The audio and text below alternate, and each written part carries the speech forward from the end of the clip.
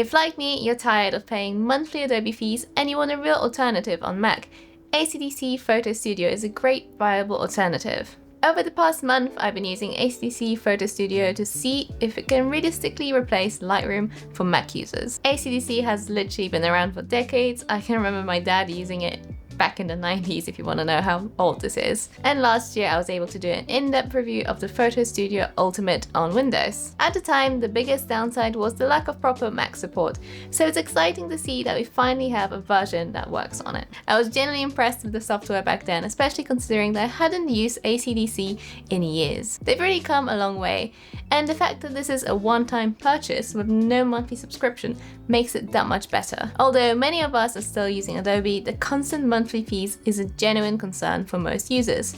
So it's great to see more alternative professional options. By the way, if you're new here, hi, I'm Vera from Rudy Visuals, and in this video we're going to answer if ACDSee Photo Studio can actually replace Lightroom on Mac. From my experience, ACDSee Photo Studio isn't trying to be a clone of Lightroom.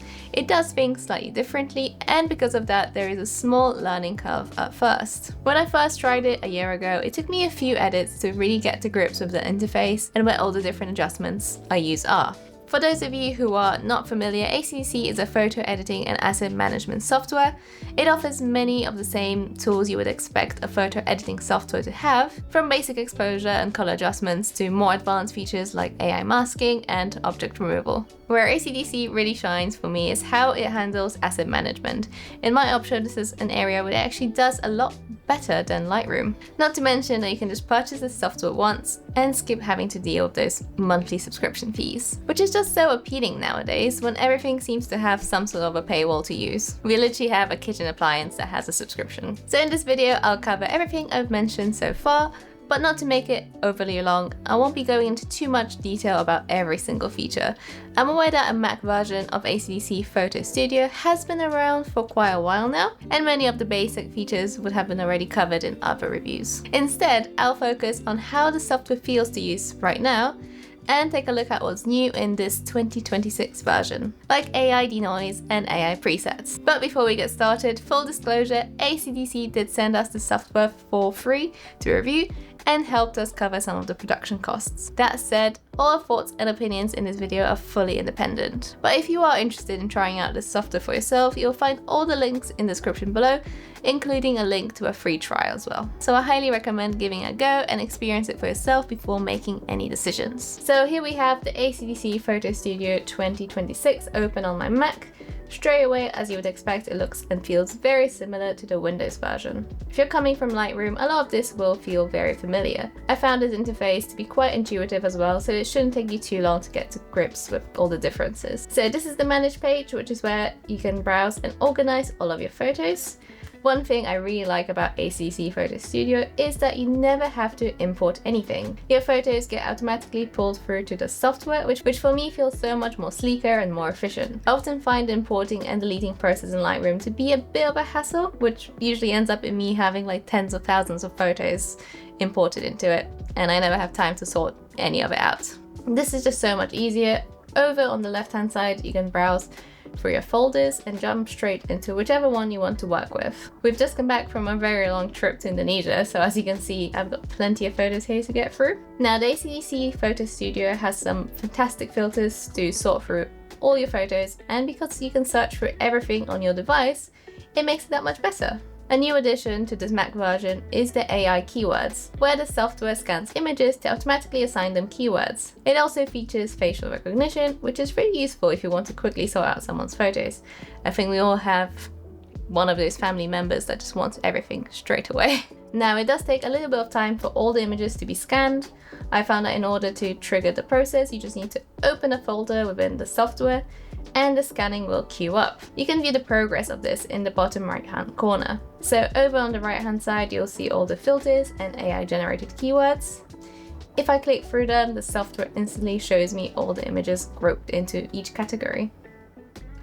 It's not always 100% accurate. For example, it's done a great job identifying the P files, since they are such a distinct bird, but it's having a bit of a trouble with the pelicans, tagging them as ducks or swans. That said, I'd say around 80 to 90% of these keywords are accurate, and they are incredibly useful when searching through a large library over time. And you never really have to put in any work yourself to assign any of these keywords. For example, if I wanted to quickly see all the photos of cats I took throughout my entire Indonesia trip, which I really can't resist taking photos of cats when I see them, so there's a lot in various folders, I can do that just by selecting a single filter. The software also includes facial recognition. If you click on this little circular icon in the top right corner, ACDSee will show you all the faces it's detected and grouped together. At the top you'll see two tabs. There's a name tab and unnamed. You can assign names to any of the unnamed groups simply by typing a name into the empty field. As you can see, I've already got Aaron and myself in the drop down menu, so I can just click on that instead when I start typing the names out. When you select a group, all the faces in that group appear in the panel at the bottom of the screen, making it easy to review them as well. You can also refine this further by going into the name section, selecting a person, and then scrolling through the suggested faces below. From there you can quickly reject any that don't belong, or in my case approve them using the green check mark, since all the suggestions are pretty much correct, even the ones with my worst facial expressions. So this feature would be particularly very useful if you took some photos at a family event and you just really urgently needed to send some of them to someone. Another addition to this version of ACDSee Photo Studio is the group by option in the manage mode, which gives you an extra way to just visually sort your images. In this case, all of these photos were taken on the same camera and around the same time, so some of the grouping options aren't particularly useful here.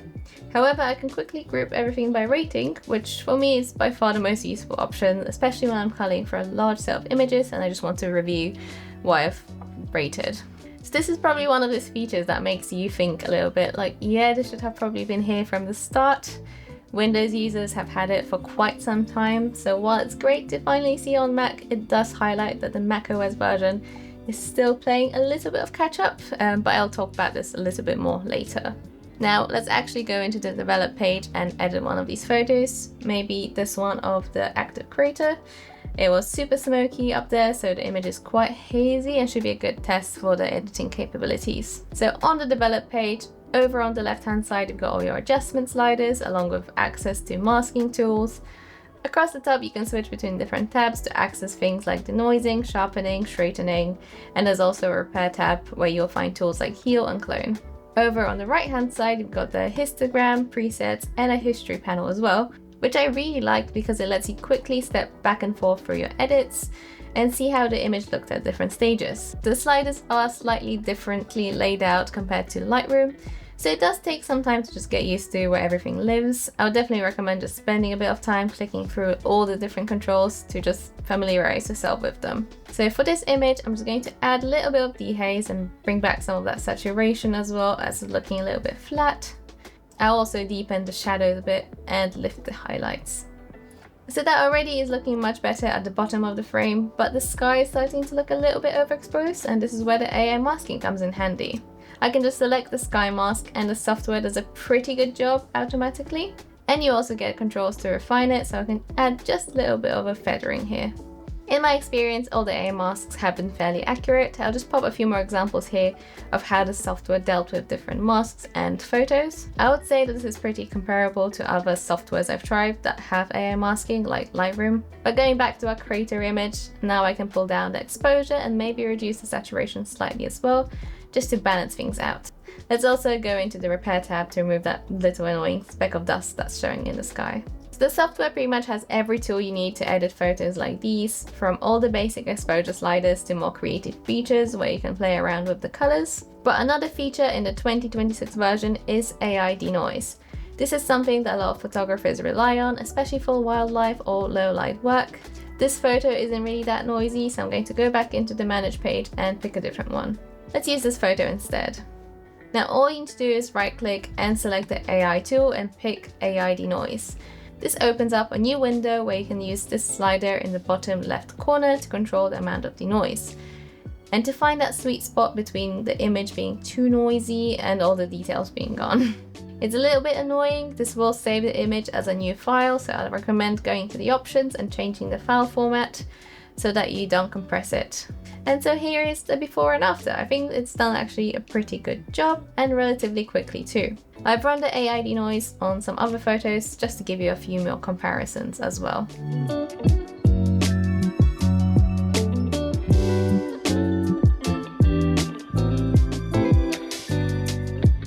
And finally, the last newest addition to this software are the AI presets, which are the presets here that have AI before them. You can use them to quickly apply adjustments to specific areas of the image to give you a different starting point. Now, it would be nice if you could have an option to have these presets stacked together and not override each other. I think it would be just that much more useful. But most of these can be recreated using AI masking, which is pretty much what all of these are.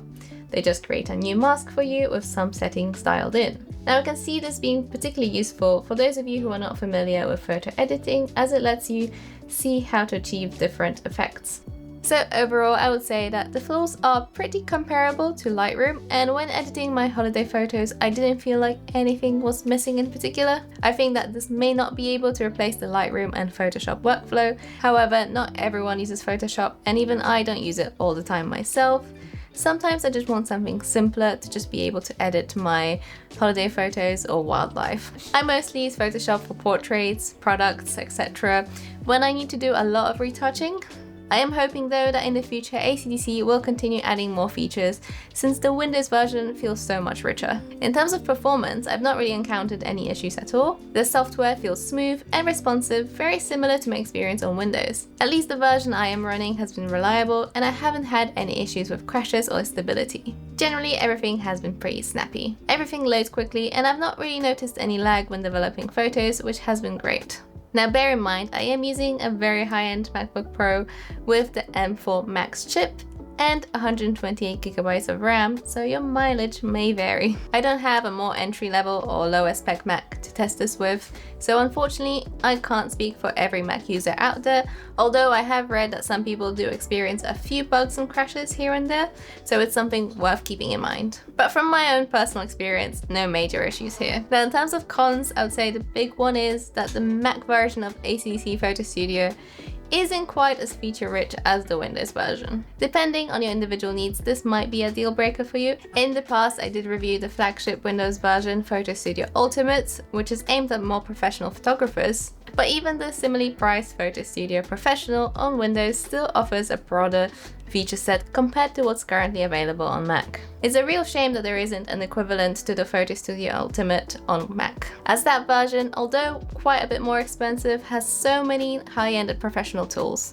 That said, ACDSee have been steadily adding features into the macOS version, and from my own experience and workflow, I haven't really felt anything majorly crucial was missing, but can totally understand why this might be a problem for some of you. I also feel like the general user interface is a little bit under-refined, shall we say. I know that this is entirely subjective, and to be perfectly honest, I have had a lot of issues with Lightroom and Photoshop UI as well. But the UI here can feel a little bit old-fashioned and it's a bit rough around the edges sometimes. But these are the things that can be improved very easily over time. Right now, the software is on sale for around $80, and at that price, I do think it's quite a compelling option. That's roughly just a few months of Adobe, especially now that Adobe have increased their prices. I don't even want to think about how much money I have spent on monthly Adobe fees over the last few years. I think that the ACDSee Photo Editor is perfect for any photographers who are starting their journey and want a solid photo editor that doesn't break the bank. Like I said before, there is a free trial version of the software available. I will link it down in the description below so you can give it a try for yourself and see if it's a right photo editor for you. Anyway, that's it for this video. Let me know in the comment section below what software you are using and if you've ever used ACDSee in the past and what your experience has been like. If you like this video, please give it a thumbs up and subscribe for more. You can also follow us on Instagram. And I guess I'll see you on the next one. I'm gonna go and play some Clair Obscur now. Bye!